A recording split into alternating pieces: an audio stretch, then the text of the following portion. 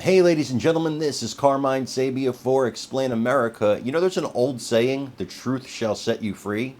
But in Michael Cohen's case, the truth might send you to prison. Before we get started, please make sure you like, comment, share, and subscribe. Those little things really help us out, and they help our channel continue to grow. Michael Cohen, as you know, has been testifying against Donald Trump. And according to Michael Cohen's testimony, Trump was involved every step of the way in the Stormy Daniels hush money payments.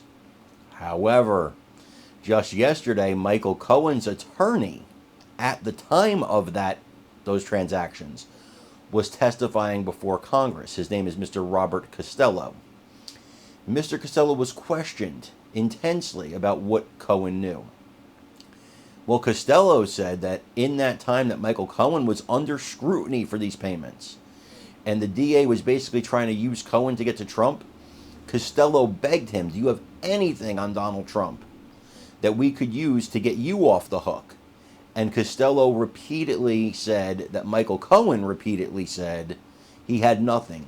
Costello said he was begging him. He asked him many, many times, anything at all we can say and use on President Trump, and Michael Cohen's words were, I don't have anything on Donald Trump.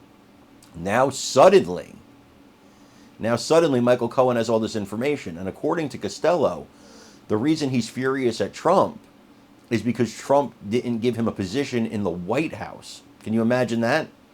I want you to listen to this and let me know what you think when you like, comment, share, and subscribe. I'm Carmine Sabia for Explain America. We love you guys. God bless you. Take care, everybody. Through further cross-examination, Cohen told me that he knew there was money missing from the Trump inauguration. Yes. I see where you are now. Thank you. Okay, and then on the next page, into that first paragraph, Cohen decided that while he didn't believe the allegation of the Stormy Daniels story, that he thought the story would be embarrassing for Trump and especially for Melania, so he decided he would take care of it himself. Absolutely, and that is contrary to what this guy testified to in court in New York yesterday. Well, and what's not being talked about is your next paragraph, like the reason and his motivation for that. So if you could just kind of walk through that for the committee. Yeah, obviously, when we started to talk about the NDAs, and this is the very first meeting at the Regency Hotel, when, by the way, Rudy Giuliani was not involved in representing Donald Trump at that time.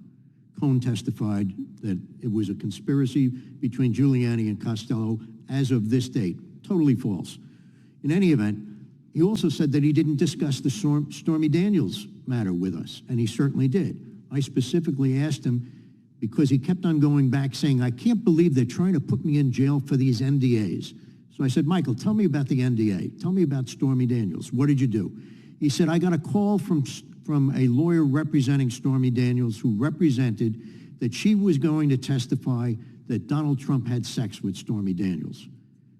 Michael Cohen said, I didn't believe the allegation, but I knew that such an allegation would be terribly embarrassing. He said it would be embarrassing. He focused on Melania Trump. He said, I didn't want to embarrass Melania Trump. He said, that's why I decided to take care of this on my own. Right. I went back to that several times. You did this on your own? On my own. Did Donald Trump have anything to do with it? No. Did you get the money from Donald Trump? No. From any of his organizations? No. From anybody connected to Donald Trump? No. Where did you get the money? I took out a HELOC loan against my property. I said, why would you do that? He said, I didn't want anybody to know where I got this money. I didn't want Melania to know. I didn't want my own wife to know because she's in charge, he said, of the Cohen family finances.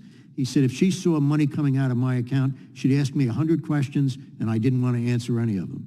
It was clear after talking to him for several days after that, whenever we talked on the phone or in my office, that he kept on bringing up the subject that he felt he was betrayed by not being brought down to Washington, D.C.